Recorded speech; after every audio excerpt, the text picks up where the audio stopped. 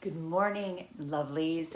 So today I'm going to do a little series of communication techniques or maladaptive strategies that narcissists are known for using when they're communicating.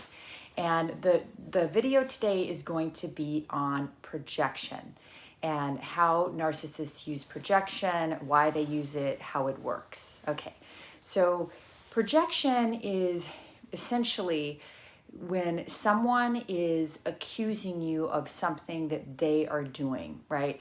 So if you're dealing with a narcissist, they could be accusing you, they could say something to you like, I'll give you some real examples that happened with me. They could say something like, you are never satisfied. You're never satisfied. You just want more and more and more, right? And they could accuse you of something like that.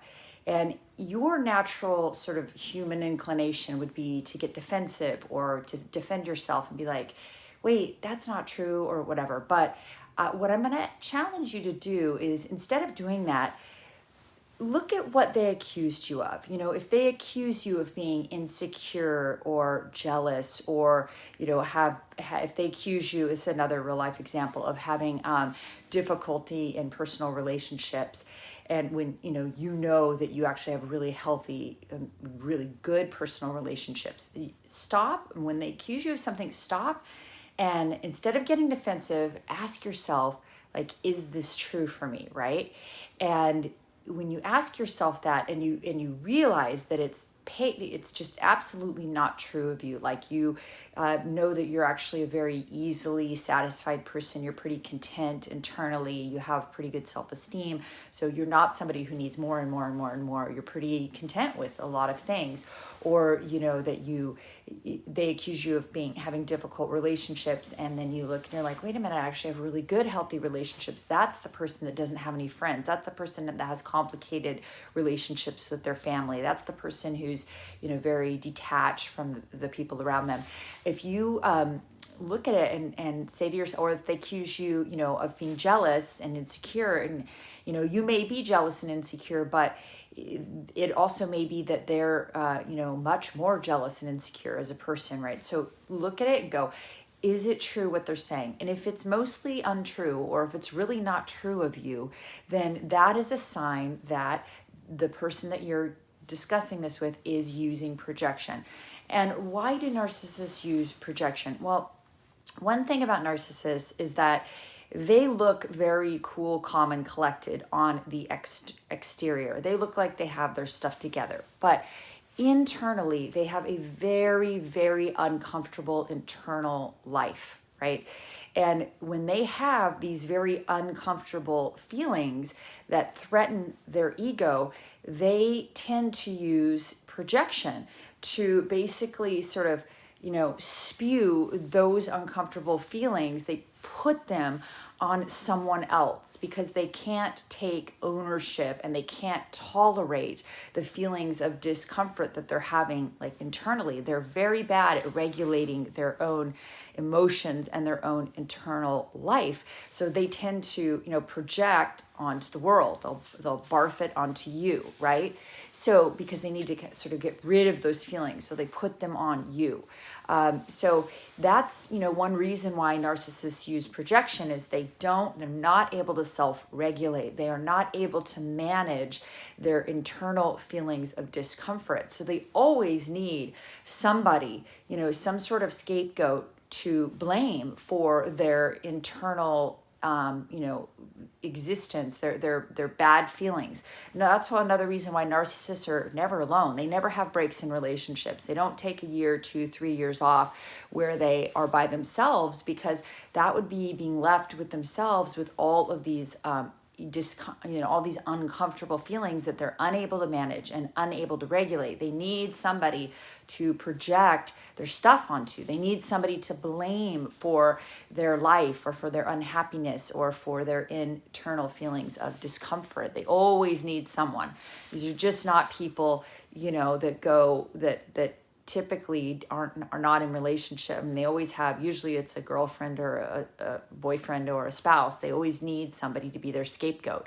So That's why narcissists do it. They're unable to self-regulate. They have a very uncomfortable internal life. They're unable to manage their feelings, especially any feelings that they find distasteful, that could threaten their ego. And they're also unable to take personal responsibility for their feelings. The rest of us, if we have these uncomfortable feelings, like we might use some projection, but it's not like the way we operate. Usually we're like, oh, why am I having this uncomfortable feeling? What is this feeling? Where is it coming from? What's the root of it? And maybe we discuss it with a friend or a therapist or a mentor, and we work through those feelings of discomfort. So, we've learned some healthy ways to regulate our feelings, and our ego isn't so fragile that it's totally dependent on us being, perfect, where most of us don't have such a fragile ego. Because remember, at the root of all of this is like this incredibly fragile ego,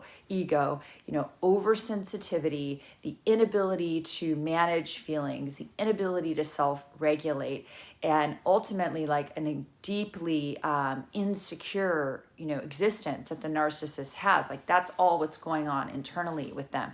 They can't handle any, a lot of times they can't handle any sort of conflict, or they can't handle any idea, suggestion that they're less than perfect, because their very, very fragile ego is like resting on this idea that they must be perfect in order to have any worth. So internally, it's like, even though they disavow these feelings, they project these feelings, they do not own them. Internally, they have this, horrible feeling of self-worth. It's very low. It's very fragile. Their ego is very fragile. They're very, very fragile individuals inside that absolutely cannot handle the idea that there's anything less than perfect about them. So think of living like that. It's a very difficult, that must be a very difficult existence. Healthy people know that we're all humans, we all make mistakes, there's things that are not perfect about us, and a lot of times we're able to recognize what those things are and work on them, and get some mentoring and get some help and be like, yeah, I know I have some jealousies and insecurities, and I'm working on that. I own that. I don't love that I'm like that. I'm going to work on that. I'm going to try to read some books, take some courses, get to the root of my childhood trauma, which, caused me these feelings of insecurity and jealousy. And I'm gonna, I'd like to be better. I'd like to get better. So a lot of healthy people are able to, we're able to like recognize our feelings and, do something about them, and look at our imperfections and try to work on them. And we don't expect ourselves to be perfect. So that's a more of a healthy existence. But again, with a narcissist, they're going to use projection.